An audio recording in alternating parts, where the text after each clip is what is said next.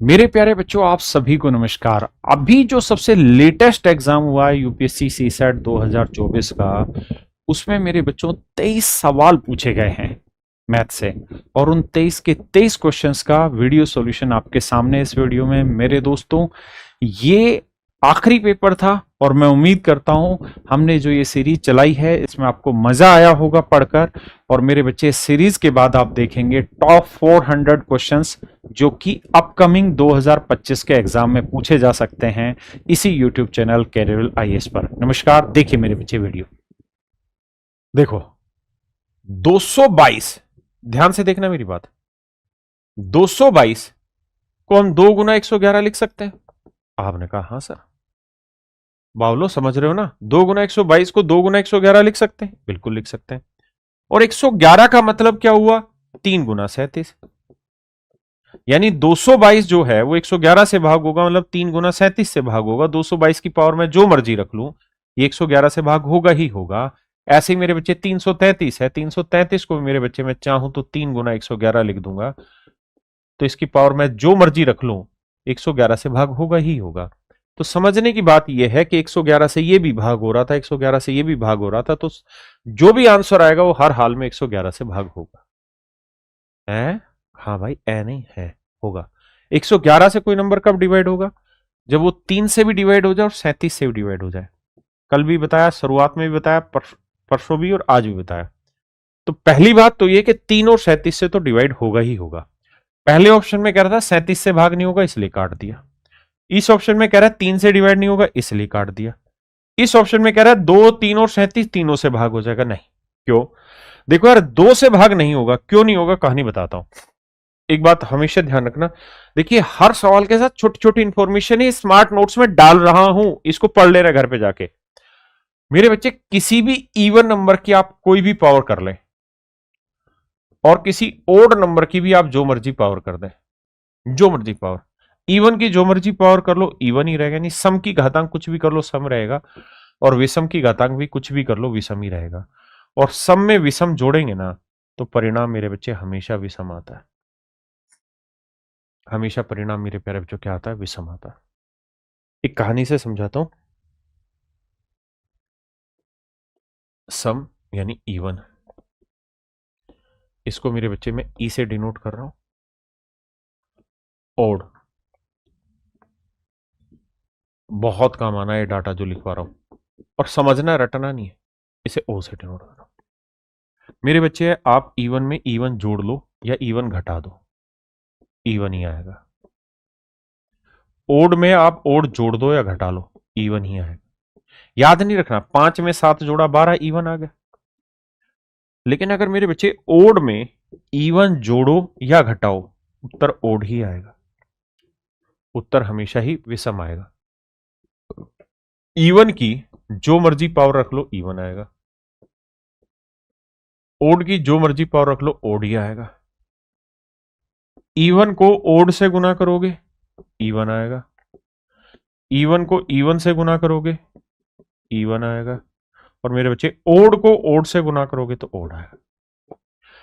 ये मतलब छोटे छोटे बेसिक टिप्स है, लेकिन इनके ऊपर पूरा नंबर सिस्टम खेल जाएगा, हर जगह खिलाऊंगा। तो अपने को ये बात पता थी इस सवाल में कि सर ये तो इवन नंबर है, तो इसकी जो मर्जी पावर कर लू इवन आएगा। ये ओड है तो ओड आएगा, इवन जमा ओड करूंगा तो रिजल्ट ओड आएगा। ओड का मतलब होता है विषम का मतलब जो 2 से भाग ना जाए, यानी आंसर 2 से भाग नहीं जाएगा। तो ये 2 तो गलत था। यहां कह रहा था 2 से नहीं जाएगा, ये बात बिल्कुल सही है। 3 और 37 से जाएगा, लेकिन 2 से नहीं जाएगा। तो मेरे प्यारे बच्चों, मेरा ऑप्शन बी यहां राइट आंसर है। सीसैट 2024 का सवाल है। कितने मेरे भाई समझ गए? कह रहा है 30 के मान से शून्यों से पहले सबसे दाहिना अंक कौन सा होगा? देखिए यार, 30 है। 30 को हम लिख लेते हैं 3 इंटू 10, 3 गुना 10 लिख देते हैं। तो मेरे बच्चे 3 की पावर 30 होगा और 10 की पावर 30 होगा। देखो यार, इसे कितना भी सोल्व कर लोगे ना, तो 1 के बाद 0 0 0 0 0 0 30 बार आएगी आएगी। तो कह रहा था 0 के बाद यूनिट डिजिट क्या होगा, तो 3 की पावर 30 को यूनिट डिजिट चेक करो, तो 30 को 4 से भाग दो, तो 4 7 28, पावर बचा 2, तो 3 की पावर 2 9। यानी इसे सोल्व कर रहे होगे ना तो यूनिट डिजिट 9 आएगा, और 9 को 1 से गुना करेंगे 9, तो 9 के बाद सारी जीरो जीरो, उसने यही कहा था जीरो के बाद कौन सा यूनिट डिजिट होगा, अंक होगा, तो मेरे बच्चे वो 9 होगा। क्या होगा जी? 9। देखिए भाई कह ये रहा है कि consider the following statement in respect of sum S. S जो है मेरे बच्चे वो X plus Y plus Z को रिप्रेजेंट कर रहा है, और जहां पे एक्स वाई और जेड जो है distinct prime number each less than 10 है। एक्स वाई और जेड ऐसे प्राइम नंबर है जो 10 से छोटे हैं। तो 10 से छोटे कौन कौन से होते हैं? 2, 3, 5, 7, यही प्राइम नंबर होते हैं। तो पहला सवाल मेरा ये है कि भाई जो एस है, एस क्या है? 3 प्राइम नंबर का जोड़। तो 10 से छोटे 4 होते हैं, तो इनमें से किन्हीं 3 का जोड़ एस है। तो कह रहा है क्या एस का इकाई का अंक 0 हो सकता है? होगा नहीं कह रहा हो सकता है। तो देखो किन्हीं 3 को जोड़ के 0 ला सकते हो? तो आप कहोगे 7, 5, 12 नहीं आ रहा सर। एक चीज है सर, 5 और 3 8, 8 और 2 10, यानी 5, 3, 2 जोड़ेंगे 10 आएगा 0। तो ये आंसर ठीक है, ये स्टेटमेंट करेक्ट है। अब कह रहा है कि क्या unit digit of S can be 9? क्या इनका जोड़ करने पे इकाई का अंक 9 आ सकता है? सर किसी भी रूप में नहीं आएगा। देखो अगर मैं 3 और 5 8 और 7 ले लू तो 15 आएगा, 7 और 3 10 और 2 ले लू तो 12 आएगा, 7 5 12 और 2 14 आएगा, 9 तो कभी भी नहीं आ रहा। तो सेकंड ऑप्शन गलत है। अगला है मेरे बच्चे, the unit digit of S can be 5। क्या यूनिट डिजिट 5 हो सकता है? बिल्कुल हो सकता है जी। कैसे? सर देखो 7 और 5 12, 12 और 3 15, यानी मैंने 3 नंबर ले लिए प्राइम, 3 5 7, तो यूनिट डिजिट आ जाएगा 5। तो यानी मेरे बच्चे फर्स्ट और थर्ड दोनों स्टेटमेंट ठीक है, फर्स्ट एंड थर्ड स्टेटमेंट ठीक है। ये भी मेरे बच्चे सी सेट 2024 का ही क्वेश्चन है। यहां जी, ये अभी करंट का क्वेश्चन है यूपीएससी सी सेट का, 2024 paper second UPSC CSAT paper 2024। देखिए यार सवाल में क्या कह रहा है कि नंबर ऐसे के पावर डबल है, 1 की पावर 2, 2 की पावर 4, 3 की पावर 6, 4 की पावर 8, 5 की पावर 10, 25 की पावर 50, यानी पावर जो है वो उस बेस वैल्यू का एग्जैक्टली डबल है। पावर जो है मेरे बच्चे बेस वैल्यू का एग्जैक्टली डबल है। तो कह रहा है बताओ इसके एंड में कितनी जीरो होंगी? सी सेट 2024 का सवाल। सबसे पहला काम हमारा यहाँ पे ये होना चाहिए कि हम यहाँ पे सिर्फ ये ढूंढे कि यार 2 गिनना चाहिए या 5, क्योंकि लगातार गिनती है। तो जवाब होगा सर 5 गिनना चाहिए। 5 कहाँ कहाँ आता है सर? 5 में आता है, फिर 10 में आएगा, फिर 15 में आएगा, फिर 20 में आएगा, फिर 25 में आएगा, और सर गिनती भी 25 तक ही है। पावर क्या है सर? डबल, 5 की पावर 10, 10 की पावर 20, 15 की पावर 30, 20 की पावर 40 और 25 की पावर 50। तो हम यहां देखना चाहते हैं 5 कितनी बार आया सर? 10 ही बार आया। यहां कितनी बार आया? 20 ही बार आया। भाई 10 की पावर 20 को हम लिखेंगे ना, 10 की जगह हम लिख देते हैं 5 गुना 2, तो 2 तो लगातार सीरीज है, बहुत बार आएगा। तो इसे हम लिखेंगे 5 की पावर 20 गुना 2 की पावर 20। 2 तो बहुत बार है, हमें सिर्फ 5 चाहिए, तो 5 आया 20 बार, यहाँ 30 बार, यहाँ 40 बार। अब इसे ढूंढिए मेरे बच्चे, 25 की पावर 50, तो 25 हुआ 5 की पावर 2 की पावर 50, तो 5 की पावर 100। तो एक बात हमेशा ध्यान रखना, आगे से क्या करना, 25 में 5 2 बार आता है, तो इसको 50 जमा 50 लिखा करो। इसका फायदा होगा कि बड़ा सवाल आएगा ना तो ये तो सीक्वेंस बन जाएगी पूरी, 10 20 30 40 50। ये sum of first N natural number है। अगर ध्यान से देखो 0 0 0 0 हटा दो तो 1 जमा 2 जमा 3 जमा 4 जमा 5 जमा, समझ रहे ना?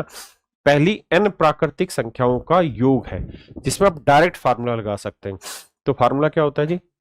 एन यानी 5, 5 में 1 जोड़ा 6 बटे 2, तो 2 तिया 6, 3 5 15, तो 15 गुना 10 करेंगे 150, तो 150 तो आएगा मेरे बच्चे ये, और 50 आया ये।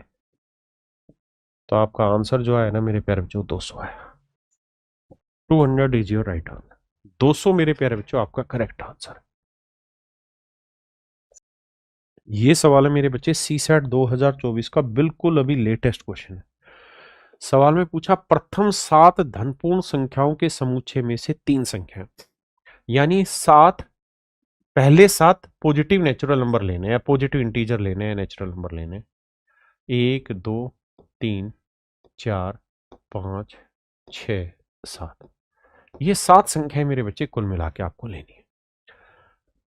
और कहानी ये है कि x जो है ना वो बड़ा होना चाहिए y के डबल से और 2y बड़ा होना चाहिए z के ट्रिपल से।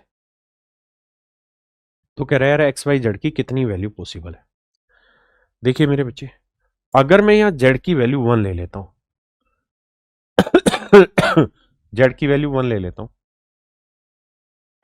तो यह आ जाएगा 3। तो नेचुरल है मुझे y की वैल्यू तो क्या लेनी पड़ेगी, 1 लेने से तो बात बनेगी नहीं, 2 लेनी होगी, 2 दूनी 4, तो y की वैल्यू होगी 2। तो ये 1 लेने से 3 आ गया, ये 4 आ गया।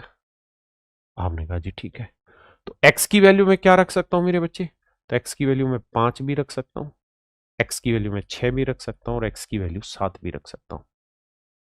यानी x y z के 3 पेयर तो ये पॉसिबल हो गए, ये x, ये y और ये z। यानी मैं z की वैल्यू 1, y की 2, x की 5, 1 2 6 1 2 7। अब अगला काम हम एक काम ये भी कर सकते हैं क्या कि सर हम z की वैल्यू तो 1 ही ले लें लेकिन y की वैल्यू 2 की जगह 3 बदल दें। तो 1 लेंगे तो 3 एकम 3, अगर हम यहां y की वैल्यू 2 की जगह 3 लिख देंगे, 3 दूनी 6, तो x की वैल्यू 7 ले सकते हैं, बिल्कुल ठीक है, क्योंकि 1 से 7 तक की वैल्यू लेनी थी, पेयर पॉसिबल है। तो 137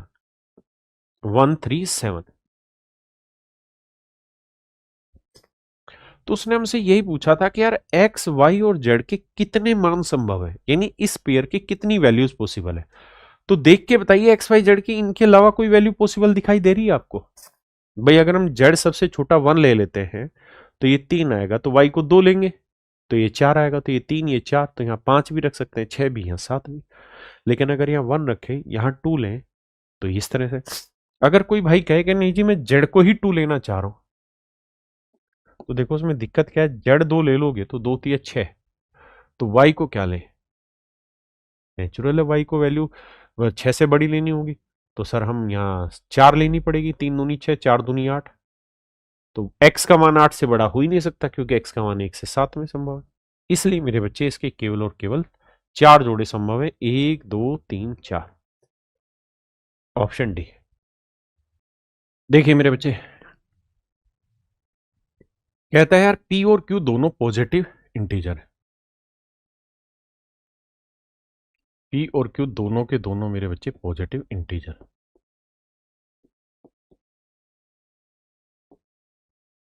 धनात्मक पूर्णांक। साथ में ज्ञान दे रहा है क्या कि भाई p प्लस क्यू जो है वो k के बराबर है और k का सबसे लघुत्तम मान बताना है, यानी स्मॉलेस्ट वैल्यू आपको k की बतानी है। That does not determine p and q uniquely, यानी k की वो सबसे छोटी वैल्यू ढूंढ के बताओ जो p और q को यूनिक ना बना सके, p और q को यूनिक ना बना सके, यूनिक बना सके नहीं, यूनिक ना बना सके। तो कह रहा बताओ, तो पहला ही ऑप्शन ले लेते हैं 3। तो मान लेते हैं कि q की k की वैल्यू 3 है। आप कहें जी आपने 4 5 6 में कोई क्यों नहीं उठाया, इसलिए क्योंकि k की मुझे सबसे स्मॉलेस्ट वैल्यू लेनी है ना। तो सबसे स्मॉलेस्ट वैल्यू लेनी है तो मैं k की वैल्यू 3 लेता हूं। अगर मैं k की वैल्यू 3 लेता हूं तो भाई ये डिजिट में 1 ले लेता हूं, तो ये डिजिट में 2। तो मुझे बताओ p और q की क्या कोई और वैल्यू पॉसिबल है। आप कहेंगे देखिए सर पहली बात तो पॉजिटिव इंटीजर्स है दोनों, तो 1 2 3 4 5 यही सब वैल्यू ले सकते हैं p q की।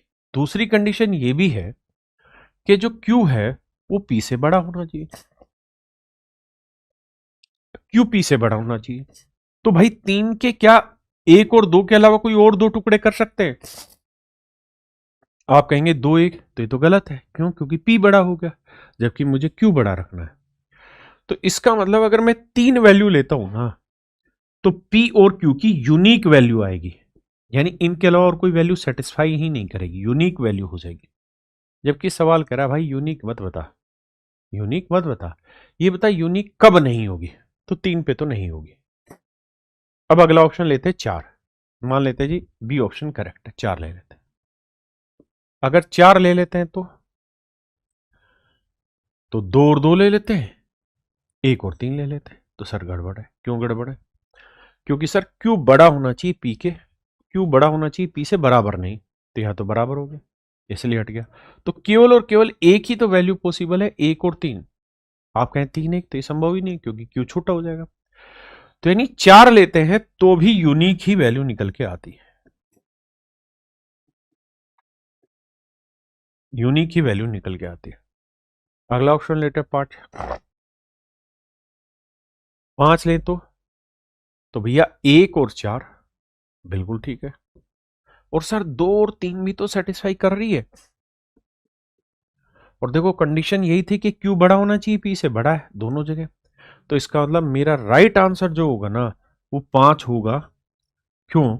क्योंकि अगर हम k की सबसे छोटी वैल्यू 5 लेते हैं तो यहां p और q यूनिक नहीं हो पाएगा, बल्कि p और q के 2 पेयर पॉसिबल होंगे या 2 केस पॉसिबल हो जाएंगे। और उसने ये कहा था p और q जहां पे यूनिक ना बने, तो 5 पे यूनिक नहीं बनेंगे, 3 पे बन जा रहे हैं, 4 पे। आप कहें 6 पे क्यों नहीं चेक करें? इसलिए नहीं करें क्योंकि उसने कहा था लघुत्तम मान ज्ञात करिए, सबसे छोटा मान बताइए। तो जब सबसे छोटा मान पूछा है तो हम बड़े मान पे क्यों जाए? देखिए मेरे बच्चे, सवाल में कह रहा है कि p और q जो है ना वो तो ओड नंबर है, r और s जो है ना मेरे बच्चे ये इवन है, ये इवन है, ये ओड है। अब कह रहा है 3 स्टेटमेंट बताइए विचार करके। कह रहा है पहली स्टेटमेंट हमेशा इवन होगी, बिल्कुल ठीक बात है। क्यों? क्योंकि s से मल्टीप्लाई किया हुआ है और s कैसा नंबर है? इवन। इवन को आप किसी से भी गुना करोगे हर हाल में इवन आएगा। यहां पे भी s से मल्टीप्लाई किया है तो इवन को आप किसी से भी गुना करेंगे इवन आएगा। अब है p प्लस r, तो मेरे बच्चे ये इवन है, ये ओड है। इवन में ओड जोड़ेंगे तो रिजल्ट आएगा ओड। ठीक है जी, तो ओड का स्क्वायर है, तो ओड का विषम की जो मर्जी पावर करो ओड ही आता है। p plus s, p plus s, तो देखो यार p प्लस s ये इवन है और ये ओड है, नहीं ये सॉरी ओड था यहां पे। तो मेरे बच्चे ये ओड है, ये इवन है, तो ओड में इवन जोड़ा फिर से ओड आया। तो ओड इंटू ओड हमेशा ही क्या आएगा? ओड। तो थर्ड स्टेटमेंट भी करेक्ट है, यानी मेरे बच्चे फर्स्ट सेकंड एंड थर्ड तीनों स्टेटमेंट करेक्ट है। फिर भी किसी भाई को दिक्कत होती है तो करा क्या करो, जैसा उसने कहा ना कि P Q R S number है, पी और क्यू ओड है, पी को वैल्यू ले लो 3, क्यू को ले लो 5, आर को ले लो 2, इसको ले लो 4 और रख के ट्राई कर दो। देखिए मेरे बच्चे, सवाल में कह रहा है एक केन है एक्स 399 लीटर का एक डब्बा है, इसमें पेट्रोल भरा हुआ है। एक दूसरा डिब्बा है वाई, एक दूसरा डब्बा है वाई, इसमें 532 लीटर डीजल है। हमें तो क्या ही फर्क पड़ना है डीजल बीजल से, हमें तो कहानी समझनी है। 532 लीटर डीजल है। इंग्लिश में पढ़ लेते हैं, हम आप कम पल्ले पड़ेगा आपको। अब यहां कह रहा है they are to be bottled in a bottle in bottles of equal size. कहता है इन्हें इक्वल साइज की बोटल्स में डालना है। That whole of petrol and diesel would be separately bottled, ताकि पेट्रोल और डीजल की बोतल सेपरेट सेपरेट बन पाए। मतलब ऐसा ना हो कि एक बोतल में डीजल भी भरा गया और एक बोतल में पेट्रोल भी भरा गया हो। एंड द बोतल capacity in terms of litre in an integers, और बोतल की जो कैपेसिटी होगी वो इंटीजर्स में होगी। तो बताओ कितने पॉसिबल तरीके हैं। जैसे मान लीजिए मैं आपको ये कहूं कि हमारे पास 6 लीटर पेट्रोल है और 8 लीटर डीजल है। 6 लीटर पेट्रोल है और 8 लीटर डीजल है। और मेरे प्यारे बच्चों, मेरी चाहत ये है कि यार मैं इनको ना बोतलों में भरूं, लेकिन ऐसा सिस्टम होना चाहिए कि पेट्रोल भी पूरा भरा जा सके और डीजल भी पूरा भरा जा सके। तो बोतलों और हर एक बोतल का जो साइज हो, यानी उसमें जो क्वांटिटी हो सेम आती हो, तो क्या क्या तरीके हो सकते हैं? तो आप सबसे पहले, और इंटीग्रल में वैल्यू हो, मतलब बोतल में जो क्वांटिटी आती हो इंटीग्रल हो, तो आप सबसे पहले तो ये कहेंगे कि 1-1 लीटर की बोतल ले लो। तो 1-1 लीटर की बोतल से 6 लीटर भरा, 6 बोतलें यहां भरी जाएंगी और 1-1 लीटर से 8 बोतलें यहां भरी जाएंगी। तो ये 8 और 6 14 बोतलों में ये भरा जाएगा और उसमें फायदा ये होगा कि हर एक बोतल में क्वांटिटी भी सेम होगी और पेट्रोल की बोतलें अलग रहेंगी और डीजल की बोतलें अलग रहेंगी। दूसरा क्या तरीका हो सकता है? दूसरा तरीका ये हो सकता है कि सर हम हर एक बोतल में 2-2 लीटर की बोतल ले लें। अगर हम 2-2 लीटर की बोतल लेंगे तो पेट्रोल से 3 बोतल बनी जा सकती है और डीजल से 4 बोतलें बनाई जा सकती हैं। तो एक तरीका ये भी सही है। अब मैं कहूं जी मैं तो 3-3 लीटर की बोतल लेना चाह रहा हूं, ले लो भाई, क्या दिक्कत है? 3-3 लीटर की बोतल लोगे तो 2 बोतलों में तो पेट्रोल आ जाएगा। लेकिन जब 3 लीटर की बोतल से डीजल भरोगे तो 2 बोतलें तो पूरी रह जाएंगी, लेकिन एक बोतल खाली रह जाएगी, एक बोतल कुछ हिस्सा खाली रह जाएगा। इसका मतलब हम यहां ये कह सकते हैं कि सर 3 लीटर वाली बोतल से नहीं नापे जा सकते, ना 4 से ना 5 से ऐसे। तो यहां पे भी हमें क्या करना है, इन दोनों नंबर का एचसीएफ लेना है और हमें देखना है कि इनके एचसीएफ, सबसे पहले तो एचसीएफ ढूंढो और फिर एचसीएफ के क्या क्या टुकड़े हो सकते हैं। तो तरीका बताया कि एचसीएफ ढूंढना है तो मेरे बच्चे इनका डिफरेंस ले लो। सर डिफरेंस लेंगे तो 2 में से 9 गया, 12 में 9 गया 3, 12 में से 9 गया 3 अगेन, और 4 में से 3 गया 133। यानी या तो इसका आंसर 133 होगा, मतलब 133 से भाग जा सकते हैं या 133 के मल्टीपल से। पहले हम ये देखते हैं 133 से भाग जा रहा, हाँ सर जा रहा है ना, 3 पे, और ये 4 पे जाने लग रहा है, 4×3=12, 4×3=12, 1 4×1=4, 5, यानी 133 इसका राइट आंसर है। अब 133 से भी भाग जाएगा और मेरे बच्चे 133 के फैक्टर से भी। अब 133 के फैक्टर कैसे ढूंढे जाए? तो देखो सर 133 के फैक्टर ढूंढोगे तो पहाड़े पड़े हैं, 7×19, 19×7=133, बिल्कुल ठीक है, पावर 1 है, 1 है। तो नंबर ऑफ फैक्टर के लिए जितनी पावर 1 जोड़ते हैं, 1 में 1 जोड़ा 2, 1 में 1 जोड़ा 2, मतलब कुल मिला के 133 के 4 फैक्टर होंगे, 133 के 4 फैक्टर होंगे, यानी 4 बोतलें ऐसी होंगी, 4 बोतलों की सेटिंग ऐसी होगी मेरे बच्चे, जो 4 साइज की बोतलें ऐसी होंगी जो इन दोनों को एग्जैक्ट नाप दे। क्या कौन कौन सी? एक तो 1-1 लीटर की बोतल ले लो, एक 7 लीटर की बोतलें ले लो, उसमें भी दोनों एग्जैक्ट मापी जाएगी, एक 19 लीटर की बोतलें ले लो, एक 133 लीटर की बोतलें ले लो। तो 4 साइजेज हैं जो इनको एग्जैक्ट मेजर कर देंगे और यही हमारा सवाल सीसैट 2024 का। देखिए मेरे बच्चे, देखो यार, ये सवाल है यूपीएससी सीसैट 2024 का, बिल्कुल लेटेस्ट आपका। लेकिन मैं ऐसी कभी उम्मीद नहीं कर रहा था कि यूपीएससी ऐसे सवाल भी पूछ सकता है है ना? तो आइए समझते हैं और समझाने की कोशिश करते हैं क्या कहानी है क्या नहीं इसमें। देखिए यार, यहाँ बेसिकली क्या है कि वैसे तो बेसिक इंफॉर्मेशन ही पूछी हुई है कि भाई 1 घन मीटर किसके बराबर होता है। तो मेरे बच्चे 1 क्यूबिक मीटर अगर वॉल्यूम है किसी भी आर्टिकल का तो उसमें 1000 लीटर पानी आ सकता है, ये बिल्कुल सही है। वैसे भी जब हम वॉल्यूम में हम उसको लीटर में बदलते हैं तो इसी यूनिट का यूज करते हैं कि 1 घन मीटर बराबर 1000 लीटर। अब आते हैं मेरे बच्चे टन पे, और टन में भी मैट्रिक टन पे, कि मैट्रिक टन 1000 के बराबर होता है कि नहीं होता। वैसे तो आपने जब ट्रेन वगैरह में सफर किया होगा तो ट्रेन में लिखा रहता है, ट्रेन के डिब्बों के पीछे 1 मैट्रिक टन बराबर 1000 किलो, मतलब 1 मैट्रिक टन 10 मैट्रिक टन ऐसे। लेकिन इस कहानी को अच्छे से समझा देता हूं कि कहानी क्या थी। वैसे आप ये बात जानते हैं कि 1 क्विंटल जो होता है उसमें 100 किलो होता है। एक मण बोलते हैं देसी भाषा में, मण का मतलब होता है 40 किलोग्राम। जैसे जो किसान परिवार से वो जानते हैं कि एक मण का मतलब 40 किलो, 1 क्विंटल का मतलब 100 किलो, और 1 टन का मतलब मेरे बच्चे 1000 किलो, है ना? लेकिन कहानी क्या है, यहां वो टन और ये टन की स्पेलिंग डिफरेंट है, वो टन अलग है और ये टन अलग है। समझाता हूं इस कहानी को। पहले क्या होता था मेरे बच्चे, यूएस में ना एक यूएस टन की जो वेट रहता था वो 2000 पाउंड रहता था, 907 किलो के आसपास रहता था। और एक यूके का जो टन रहता था उसका वेट अलग था, 2240 पाउंड, 1016 किलोग्राम के आसपास। बाद में क्या हुआ कि इस मसले को सुलझाया गया यूएस और यूके के बीच में कि भैया ये तुम कैलकुलेशन ठीक करो। तो मेरे बच्चे ये रहती है 1 टन की स्पेलिंग, जो टन में कह रहा हूं ना, 1 टन की स्पेलिंग ये वाली रहती है, TONNE। तो 1 टन जो रहता है ना वो 2204 पाउंड के बराबर रहता है लगभग, और 1000 किलो एग्जैक्ट वेट देता है। और जो ये टन है TONNE, अगर हम इसे मैट्रिक टन लिखेंगे तो फिर TON लिखना होता है। तो 1 मैट्रिक टन में 1000 किलो होता है। तो अगर आप देसी भाषा में ध्यान से देखेंगे तो याद रखना, एक मण जो होता है गांव में बोलते हैं कितने मण गेहूं हुआ, 1 मण, तो उसका मतलब 40 किलो। 1 क्विंटल क्या होता है जी? तो 1 क्विंटल में 100 किलो। और अब टन नहीं बोला जाता, टन टनाटन हो जाता है, तो 1 मैट्रिक टन बोला जाता है कि भाई 1 मैट्रिक टन में कितना वेट होगा। तो ये रहता है मेरे बच्चे 1000 किलो। तो इसमें कोई आपत्ति नहीं है, दोनों ही स्टेटमेंट ठीक है। 1 क्यूबिक मीटर वॉल्यूम में 1000 लीटर, 1 मैट्रिक टन में 1000 किलो।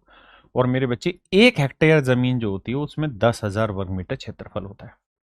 1 हेक्टेयर जमीन में 10,000 वर्ग मीटर क्षेत्रफल होता है, यानी तीनों ही स्टेटमेंट ठीक है। तो फर्स्ट, सेकंड एंड थर्ड तीनों स्टेटमेंट ठीक है।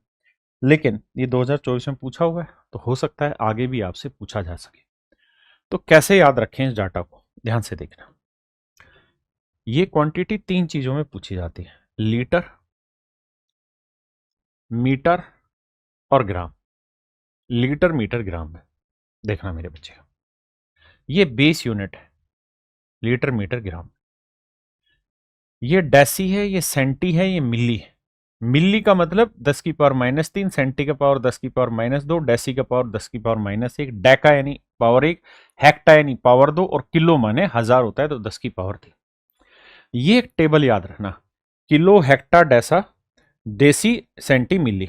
किलो, हेक्टा, डेका, ये बेस पे डेसी, सेंटी, मिली। अब इस टेबल के थ्रू आप क्या कर पाएंगे कि अगर मेरे बच्चे आपसे ये किसी ने पूछ लिया कि यार 1 किलो लीटर, 1 किलो लीटर कितने के बराबर रहता है, तो आपने देखना है बेस यूनिट यहां है, किलो यहां पे है, तो 10 की पावर 3 है यानी 1000, तो 1000 लीटर के बराबर होता है। अगर मैंने आपसे पूछ लिया कि 1 सेंटीलीटर बताइए कितना होता है, 1 सेंटीलीटर, तो आपने ये देखना है कि सेंटी जो आता है वो कहां आता है, 100 पे, सेंटी यानी 100 पे, यानी 10 की पावर-2। तो 1 सेंटीलीटर जो होगा वो 1/10 की पावर 2, यानी 1/100 लीटर के बराबर होगा। हाँ जी, मेरी बात समझ पाए कि नहीं समझ पाए? किसी भाई को कोई दिक्कत है? आपने कहा जी कोई दिक्कत हमें यहां से यहां तक नहीं। दूसरी चीज, अगर मैं आपसे कहूं कि यार मुझे बताओ कि 1 हेक्टामीटर में कितनी लेंथ होती है, या 1 हेक्टामीटर कितना होता है, तो आप कहेंगे जी हेक्टा यहां है और हेक्टा का मतलब 10 की पावर 2, तो हम कहेंगे 1 हेक्टामीटर का मतलब 100 मीटर। 1 हेक्टामीटर का मतलब 100 मीटर हुआ। 1 किलोमीटर अगर मैं कहता तो किलो में 10 की पावर 3 है तो 1000 मीटर होता।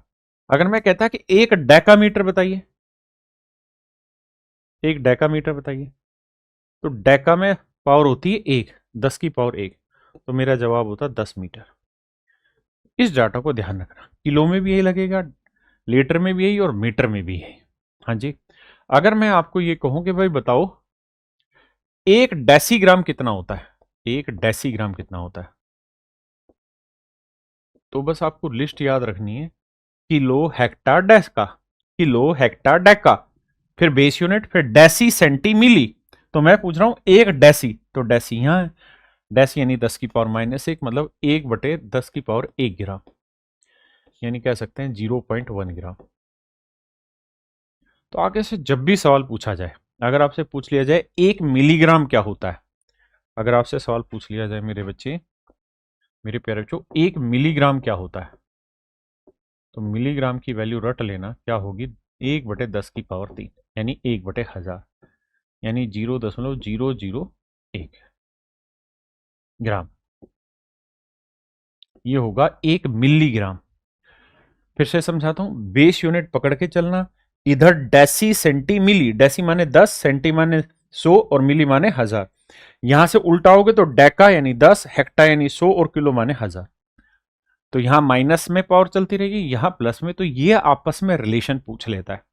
कई बार सवाल में आपको क्या कहेगा, और अगर मेरे बच्चे इसी सवाल में आपसे ये पूछा जाए रिलेशन एक दूसरे में क्रॉस, तो कैसे करते हैं वो ध्यान देखना, क्योंकि इस पे सवाल बन सकते हैं आपसे।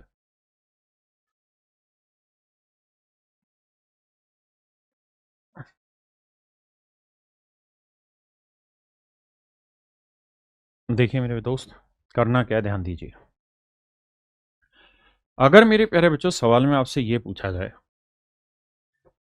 कि भाई 1 किलोलीटर, 1 किलोलीटर कितने मिलीलीटर होते हैं, कितने मिलीलीटर होते हैं, मिलीलीटर कितने मिलीलीटर होते हैं। तो क्या तरीका है, तो आप यहां से ये देखा करो कि गैप कितना है, 1 गैप, 2 गैप, 3 गैप, 4, 5, 6, यानी मेरे बच्चे आप यहां हैं किलो पे और आप आना चाह रहे हैं मिली पे, तो 10 की पावर 6, तो वापसी जा रहे हैं उस तरफ, तो 1/10 की पावर 6 मेरा राइट आंसर, 1/10 की पावर 6 मेरा आंसर हुआ। सॉरी सॉरी, माफ करना, 1/10 की पावर 6 नहीं, 10 की पावर 6 होगा मेरे बच्चे, 10 की पावर 6 मेरा राइट आंसर होगा। अगर आपसे पूछा जाता है कि यार 1 किलोलीटर,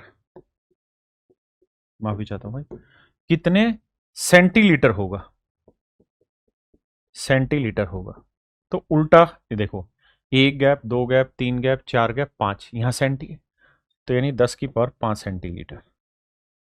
अगर मान लीजिए मैं आपसे पूछ बैठूं कि भाई 1 हेक्टालीटर, 1 हेक्टालीटर को आप कन्वर्ट कर दो 1 डेसीलीटर में, डेसीलीटर में, 1 डेसीलीटर में कन्वर्ट कर दो, तो तरीका बड़ा ही सिंपल है। क्या, हेक्टा कहां है, यहां रहा, यहां से 1 गैप, 2 गैप, और फिर मुझे डेसी पे ही तो आना था, 3 गैप, मुझे डेसी पे आना था। आपने कहा जी ठीक है, तो मेरे बच्चे आंसर आ जाएगा 10 की पावर 3। हाँ जी, यानी यहां से इधर जाएंगे तो पावर जुड़ती चली जाएंगी ऊपर में, और अगर उल्टा कर रहे हो, जैसे मान लीजिए मैंने सवाल पूछ दिया कि भाई 1 मिलीलीटर या 1 मिलीमीटर, मीटर कितने किलोमीटर के बराबर है, किलोमीटर के बराबर है, 1 मिलीमीटर कितने किलोमीटर के बराबर है। तो आपको यहां ये देखना होगा कि अपने को सीक्वेंस इस बार उल्टा दौड़ाना है। तो मिली यहां है, तो 1, 2, 3, 4, 5, और किलो है यहां 6, तो मेरे बच्चे यहां पे फिर आपको लिखना पड़ेगा, वहां से इधर आ रहे हो 1/10 की पावर 6। वैसे भी आप जानते हैं कि 1 मिलीलीटर को किलोमीटर में बदलोगे, 1 मिलीमीटर को, तो वो तो पॉइंटों में आएगा, तो बटे आएगा, तो 1/10 की पावर 6। तो ये तरीका है यूनिट को आपस में कन्वर्ट करने का। कह रहा पी का वेतन क्यू के वेतन से, देखो यार ये सबसे लेटेस्ट क्वेश्चन है, यूपीएससी सीसेट 2024 का सबसे लेटेस्ट क्वेश्चन है। विशाल राजी बावले हो गए आप। देखिए, कहता है P salary is 20% lower than Q salary, कहता है पी की जो तनख्वाह है वो क्यू की सैलरी से 20% कम है, किससे, क्यू से 20% कम है। तो मेरे बच्चे 20% का मतलब, अगर क्यू की 100 है तो पी की 20% का मतलब 80, या फिर हम यूं कह सकते हैं कि भाई पी की सैलरी क्यू से, क्यू के, जिसके जिससे वो हमेशा इस पे लेंगे, 20% कम है, तो मेरे बच्चे 20% की फ्रैक्शन 1/5, यानी क्यू की सैलरी 5 है, तो मेरे बच्चे पी की सैलरी 1 कम है, मतलब 4 है, जो आर के वेतन से 20% कम है। कहता है P salary is 20% lower than Q salary which is 20% lower than R salary. इस बात को ध्यान से पढ़ना, सेकंड स्टेटमेंट।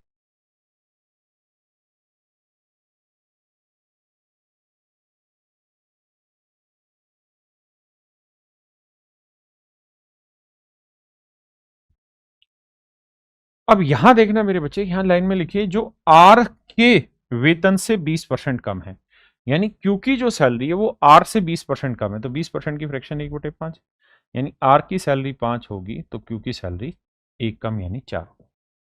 लैंग्वेज थोड़ी सी गलत है, इसको और अच्छे से स्पष्ट करना चाहिए था, जो जो पी को भी रिप्रेजेंट कर दे रहा है क्यू को भी, लेकिन ज्यादा बेटर है क्यू को ही रिप्रेजेंट कर। अब इस रेशियो को सेट करने के लिए क्या तरीका है, इधर 4 से इधर 5 है, तो 4 चौक 16, 5 चौक 20, 5 5 25। इसका मतलब मेरे बच्चे वो ये हुआ, तो कह रहा है आर का वेतन पी के वेतन से, आर का वेतन पी के वेतन से, जिससे किससे, पी के वेतन से, यानी बटे 16, कितना ज्यादा है मेरे बच्चे, 9 ज्यादा, तो कह रहा है कितना परसेंट। अब मेरे बच्चे ये कहानी कल समझाई थी, 1/16 होता है 6 से ही 1/4%, तो 9/16 जो होगा ना, वो 9 गुना करेंगे तो 9 6 54, और ये आएगा 9/4। तो 2 सही 1/4, जोड़ेंगे 54 और 2 56 सही 1/4%। हाँ जी, तो आंसर होगा 56:1/4%। 1/4 मतलब 0.25। देखिए यार, सवाल में कह रहे एक संख्या को 4 से गुना करना था। ये कोई नंबर था मेरे बच्चे, इसे हमें 4 से मल्टीप्लाई करना था। लेकिन कह रहा है यार हमने क्या किया, इस नंबर को 4 से भाग दे दिया, मतलब 1/4 से गुना कर दिया। तो कह रहा है यार बताओ परिणाम में क्या चेंज आया। तो मेरे बच्चे इस n को तो मारते हैं गोली, n की जगह कोई भी वैल्यू रख लेते हैं। ऐसी वैल्यू जो 4 से कट जाए, तो मैं रख लेता हूं ये नंबर 4 ही मान लेता हूं। तो पहले 4 को 4 से गुना करना था, मतलब आना चाहिए था 16। लेकिन अब 4 को 1/4 से करना है, तो आएगा कितना, 1। तो कह रहा कितने की कमी हो गई, तो भैया 15 की कमी हो गई। उसने कहा किसी नंबर को 4 से गुना करना था, 4 से भाग दे दिया, तो नंबर हमने अपनी तरफ से रैंडम मान लिया। अब मेरे दोस्त आप ये समझो कि 15 की कमी 16 पे, तो 100 पे कितनी। 15 की कमी 16 पे, तो 100 पे कितनी। तो 15/16 को लिखेंगे 1 - 1/16। तो 100%। 1/16 को लिखेंगे 6 सही 1/4%। घटाएंगे मेरे भाई, तो 6 की जगह 7 घटाते हैं, तो यह आएगा 93, और 4 में 1 गया 3, 3/4%। तो ऑप्शन डी मेरे बच्चे मेरा राइट आंसर है। ये आपका लेटेस्ट क्वेश्चन है यूपीएससी सीसैट 2024 पेपर सेकंड का। आप देख सकते हैं कि लेवल क्या चल रहा है, बिल्कुल आसान आसान सवाल पूछ रहा है।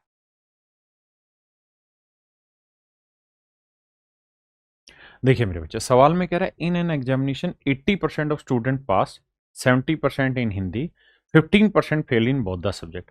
यहां ध्यान से देखोगे तो फेल वाली कहानी है, यहां ध्यान से देखोगे तो पास वाली कहानी। तो मैं ये कह रहा हूं, और मेरी खुद की इच्छा हमेशा ये रहती है कि मैं वेन डायग्राम से मन ही मन में चीजें ब्रेक करूं। भाई एक हिंदी है और एक इंग्लिश है, तो 85% बच्चे अगर इंग्लिश में पास हुए हैं, या 80% बच्चे इंग्लिश में पास हुए हैं, तो इसका मतलब मेरे बच्चे फेल कितने हुए, 20%। हिंदी में अगर 70% बच्चे पास हैं, तो फेल हुए होंगे 30%। मैं फेल पे इसलिए ले गया क्योंकि मेरे पास कंबाइंड जो दोनों का दे रखा है, वो फेल का दे रखा है, और मुझसे जो पूछा हुआ है वो भी फेल का पूछा हुआ है। तो 15% बच्चे ऐसे हैं जो दोनों में फेल हुए। तो अब मैं आपसे ये जानना चाहता हूँ, केवल इंग्लिश में कितने फेल हुए, तो 20 में 15 आ गया 5।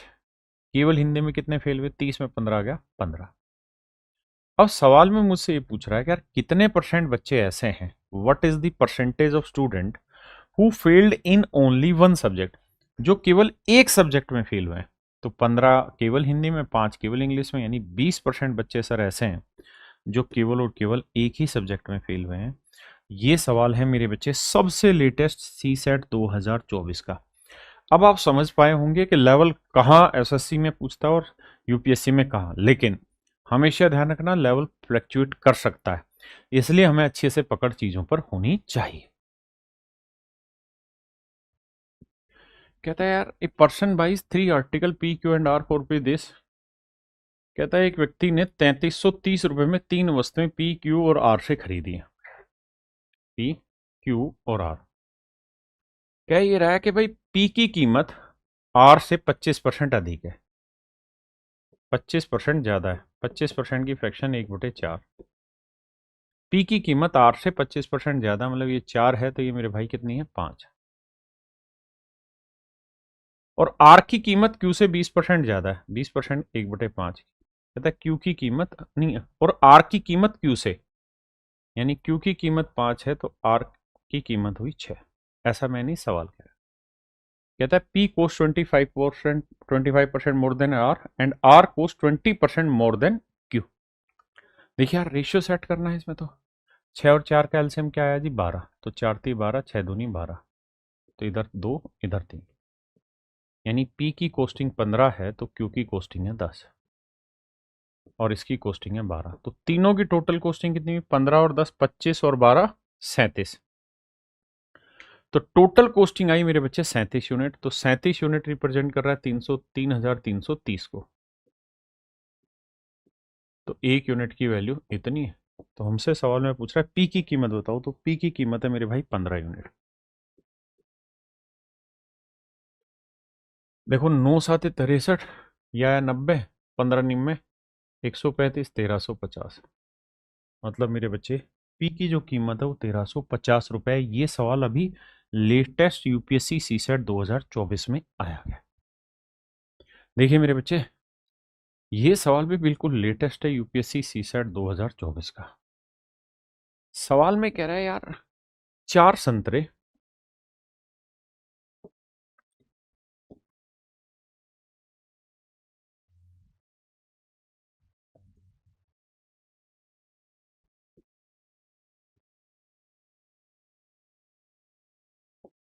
कह रहा है यार, 4 संतरे,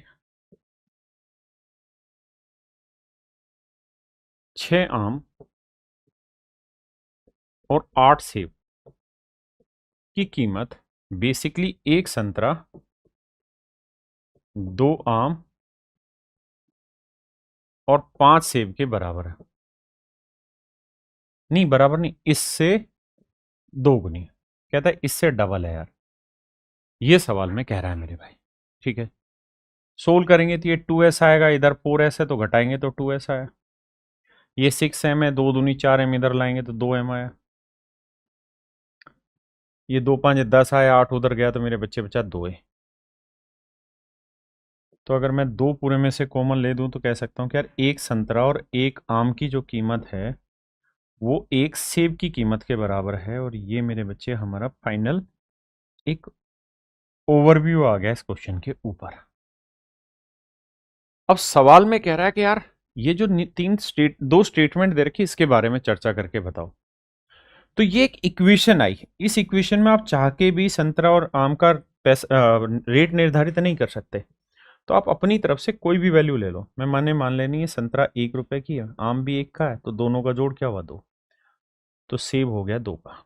अब ये वैल्यू पुट करते हैं। पहली स्टेटमेंट में कह रहा है the total cost of 3 oranges, यानी 3 संतरा, तो 1 संतरा 1 की, तो 3 संतरा 3 की, और 5 आम, तो 1 आम 1 का, तो 5 आम 5 आम के, एंड नो एप्पल और नो सेब, तो 1 सेब 2 का, तो 9 सेब हो गया 18 के। कहता है ये बराबर है to the cost of, is equal to the total cost of 4 oranges, तो 1 संतरा 1 का, तो 4 संतरे 4 के, 1 आम 1 का, तो 6 आम 6 के, और 1 सेब 2 का, तो 8 सेब 16 के। देखो यार, 5 और 3 8, 18 और 8 26, 6 4 10, 16 10 26, तो ये बात तो बिल्कुल सेट है। यानी पहली स्टेटमेंट तो मेरे बच्चे एब्सोल्यूट करेक्ट है। अब आते हैं सेकंड पे। The total cost of 1 orange and 1 mango is equal to the cost of 1 apple, तो बिल्कुल सही है। 1 संतरा और 1 आम की कीमत 1 एप्पल के बराबर, 1 सेब के बराबर, ये बात भी सही है। तो मेरे बच्चे सेकंड स्टेटमेंट भी एब्सोल्यूट करेक्ट है। तो सवाल में पूछा है कौन कौन सी, तो बोथ 1 एंड 2 आर करेक्ट। देखो यार, सीसैट 2024 का क्वेश्चन है, सबसे लेटेस्ट क्वेश्चन है, ध्यान देना। सवाल में कह रहे father said to his son, एक आदमी ने अपने बच्चे को कहा, फादर की एज एफ मान लेते हैं, सन की एज हम एस मान लेते हैं। एक आदमी ने अपने बच्चे को कहा कि यार n साल पहले, n year back, I was as old as you are now. कहता है कि n साल पहले मेरी उम्र जितनी थी, वो जितनी आज की तुम्हारी उम्र है उसके बराबर है। n वर्ष पहले मेरी आयु तुम्हारी वर्तमान आयु के बराबर थी। तो हमने सन की करंट एज मान ली एस, और कह रहा है n साल पहले, तो n साल पहले फादर की एज क्या रहेगी, f माइनस एन। तो कह रहा है n साल पहले मेरी जो आयु थी वो तुम्हारी आज की आयु के बराबर है। सेट है मामला, आगे बढ़ते हैं। अगली लाइन में कह रहा है माई प्रेजेंट एज, कह रहा है मेरी जो इस समय की आयु है, तो आज मेरी आयु f साल है, यानी फादर की आयु। My present age is 4 times your age n year back. कहता है n साल पहले जितनी तुम्हारी उम्र थी, तो आज ये s का है, तो n साल पहले s माइनस एन का होगा, इसके 4 गुने के बराबर होगा। बिल्कुल ठीक है। अब ध्यान से ये देखिए कैसे करें। देखो यार, वैल्यू रखनी है और तो कुछ करना नहीं, एक दूसरे के साथ कंपेयर कर देते हैं, उसके बाद फिर हमें इसका रेशियो निकाल देना है। और हमसे सवाल में कह रहा है कि यदि पिता और पुत्र की वर्तमान आयु का योगफल 130 वर्ष है, तो उनकी आयु में कितना अंतर है। कहता पिता और पुत्र की करंट एज का जोड़ है 130 साल। अब सारी कहानी ये है कि हमें एन को खत्म करना है। देखो यार, या तो डिटेल तरीका ये है कि हम ये मान लें कि भाई एफ प्लस एस हमें दे रखा है 130। हाँ जी, तो अब क्या करो, एस की जो वैल्यू है वो एस रखो और एफ की वैल्यू 130 माइनस एस रखो, एफ का जिक्र ही हट जाएगा। वो एक डिटेल तरीका। दूसरा ये है कि मेरे बच्चे यहां से एफ की जो वैल्यू आएगी वो आएगी एस प्लस एन, और यहां है एस माइनस एन का 4 गुना। अब मैं कह रहा हूं इसे भी 4 गुना कर देते हैं, तो ये 4s आ जाएगा, ये 4n आ जाएगा, और अब इनको जोड़ेंगे तो ये 4f और f 5f आ जाएगा। 4 को s से करेंगे 4s और 4s 8s आ जाएगा, plus 4n minus 4n cut के क्या आ जाएगा 0। तो फादर और सन की एज का रेशियो यहां से निकाल देंगे तो आएगा 8/5। मतलब फादर की एज 8 है तो सन की एज 5 है, तो इनका जोड़ कितना हुआ, 8 और 5 13 यूनिट। जबकि दे कितना रखा है 130 साल, तो 1 यूनिट की वैल्यू कितनी आई 10, और इनके एज के बीच का डिफरेंस कितना है 3 यूनिट। तो 1 यूनिट की वैल्यू 10, तो 3 यूनिट की वैल्यू मेरे बच्चे 30 साल। तो 1 यूनिट की वैल्यू मेरे बच्चे 30 साल, यानी ऑप्शन ए मेरा करेक्ट आंसर। ऑप्शन ए मेरे बच्चे मेरा करेक्ट आंसर है। सवाल में कह रहा है 2%, 2024 का सवाल है, लेटेस्ट है। कहता है 2% P and Q enter into A business. P और क्यू दोनों ने एक बिजनेस स्टार्ट किया है मेरे बच्चे। पी क्यू की तुलना में 14,000 रुपए अधिक लगाता है, किंतु भाई इंग्लिश में पढ़ लेना, हिंदी में कहीं कहीं मिस्टेक है। But P has invest for 8 months and Q has invested for 10 months. किंतु पी ने 8 महीने के लिए निवेश किया, जबकि क्यू ने 10 महीने के लिए निवेश किया। तो मेरे बच्चे इनके टाइम की रेशियो की अगर मैं बात करूं, तो सवाल में कह रहा है पी ने 8 महीने के लिए पैसा लगाया, जबकि क्यू ने 10 महीने के लिए पैसा लगाया। अगर रेशियो लें तो 2 चौक 8, 2 5 10, यानी हम ये कह सकते हैं कि इनके टाइम का जो रेशियो है मेरे बच्चे वो 4:5 है। और सवाल में कह रहा है कि इनके जो प्रॉफिट की कैलकुलेशन हुई है, उस प्रॉफिट की कैलकुलेशन में कहता है 2,000 रुपए का टोटल प्रॉफिट था, तो 2,000 रुपए के कुल लाभ में पी का हिस्सा क्यू के हिस्से से 400 रुपए ज्यादा है। तो कहता है पी को जो प्रॉफिट मिल रहा है वो क्यू से 400 रुपए ज्यादा है, यानी इसे एक्स मिला तो इसे एक्स प्लस 400। दोनों का जोड़ 2,000 होगा, तो करो क्या, 2,000 में से 400 हटाओगे क्या बचा 1600, 1600 को 2 हिस्सों में बांटोगे 800, यानी क्यू को 800 प्रॉफिट मिला और पी को 800 जमा 400 1200 प्रॉफिट। तो अगर इनके प्रॉफिट का रेशियो निकालें तो 4 दूनी 8, 4 थी 12, यानी इन्होंने जो प्रॉफिट बांटा है ना मेरे बच्चे वो 3:2 के अनुपात में बांटा है। हमें कैपिटल के बारे में पूछा है, तो कैपिटल का रेशियो होता है जी प्रॉफिट अपॉन टाइम। बिल्कुल ठीक बात है। अब इस बात को कैलकुलेट करते हैं, तो प्रॉफिट अपॉन टाइम तो 3/4 हुआ इसका कैपिटल का रेशियो, इसका हुआ 2/5। रेशियो निकालने की आपको समझ है, 5 को इससे गुना करो और 4 को मेरे बच्चे इससे, तो 5 को 3 से किया 15 और 4 को 2 से किया 8। इसका मतलब ये हुआ कि पी ने अगर 15 यूनिट पैसा इन्वेस्ट किया है व्यापार में, तो क्यू ने किया होगा 2 यूनिट, 8 यूनिट। तो पी ने इससे कितना ज्यादा लगाया, 7 यूनिट ज्यादा लगाया, जबकि कह रहा है कि पी ने 14,000 रुपए ज्यादा लगाया। तो मेरे बच्चे 1 यूनिट की वैल्यू आ गई 2,000। बिल्कुल ठीक है। तो हमसे सवाल में पूछ रहा है कि पी द्वारा पूंजी कितनी लगी, तो 15 गुना 2,000, तो 15 गुना 2,000 करेंगे मेरे बच्चे तो आंसर आएगा 30,000। यानी मेरे बच्चे ऑप्शन ए मेरा राइट आंसर। ये बिल्कुल लेटेस्ट क्वेश्चन है यूपीएससी सीसैट 2024 का। ये है मेरे बच्चे सबसे लेटेस्ट क्वेश्चन 2024 सीसैट का, यूपीएससी सीसैट 2024 का सवाल। कह रहा है कंसीडर द फॉलोइंग, निम्नलिखित कथनों पर विचार कीजिए। वेट ऑफ 6 बाय, कहता है 6 लड़कों, और ये सब में बराबर का निशान है, ये बराबर है। कहता है 6 लड़कों का जो वजन है वो 7 लड़कियों के बराबर है, और 3 आदमियों के वजन के बराबर है, यही कहानी, और 4 औरतों के बराबर है ये कहानी।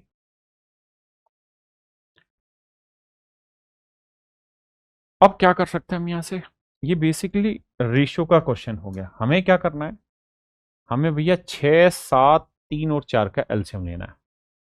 तो भैया 12, 12 7 84, एलसीएम आया 84। अब आप बस ये सोचिए कि 6 को किससे गुना करें कि 84 आए। तो जवाब होगा कि 14 से, तो बी की वैल्यू 14 आ गई। 7 को किससे गुना करें कि 84 आए, 12 से, तो जी की वैल्यू 12 है। 3 को किससे गुना करें कि 84 आए सर, 3 दूनी 6, 3 8 24, 28 है। अरे ये कितना हुआ, 6 कम 6 चौचक 24, ठीक है। अब भाई, अब है 4 में, तो 4 से इसे भाग दोगे। 4 को किससे गुना करें कि 84 आए, तो 21। तो हम यहां से ये बात समझ गए कि भैया सभी लड़कों का वजन अगर 14 है, तो सभी लड़कियों, मतलब हर एक लड़के का 14 है, तो हर एक लड़की का 12 होगा, तो हर एक आदमी का 28, तो हर एक औरत का 21 होगा। तभी सारों का 84 हो गया। रेशियो का बेसिक कॉन्सेप्ट है। रेशियो फाइंड आउट कैसे करते हैं, जैसे अगर मान लीजिए मैं आपको कहूं कि यार 2a equal to 3b, ratio बताइए। तो बेसिक तरीका होता है कि 2 और 3 का एलसीएम आया 6। तो अब बस ये सोचिए कि 6, 2 को किससे गुना करेंगे 6 आ जाए, 3 से। 3 को किससे गुना करेंगे 6 आ जाए, 2 से। तो ए बी का रेशियो आ गया 3। अब आइए आगे, सवाल में अब ये कह रहा है यदि महिलाओं का औसत वजन 63 है तो औरतों का 21 यूनिट है।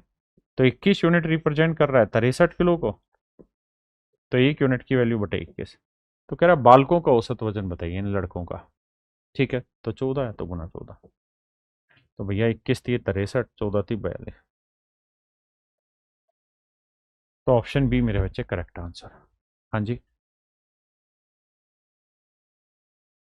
देखिए मेरे बच्चे, ये है यूपीएससी सीसैट 2024 का बहुत खूबसूरत सवाल। सवाल में कह रहा है कि एक्स, वाई और जेड 3 लोग हैं। ये 6 दिन में, ये 8 दिन में और ये 8 दिन में किसी काम या 8 घंटों में काम करते हैं। तो भाई एलसीएम ले लेते हैं 24। तो इसकी एफिशिएंसी 4, इसकी 3, इसकी 3।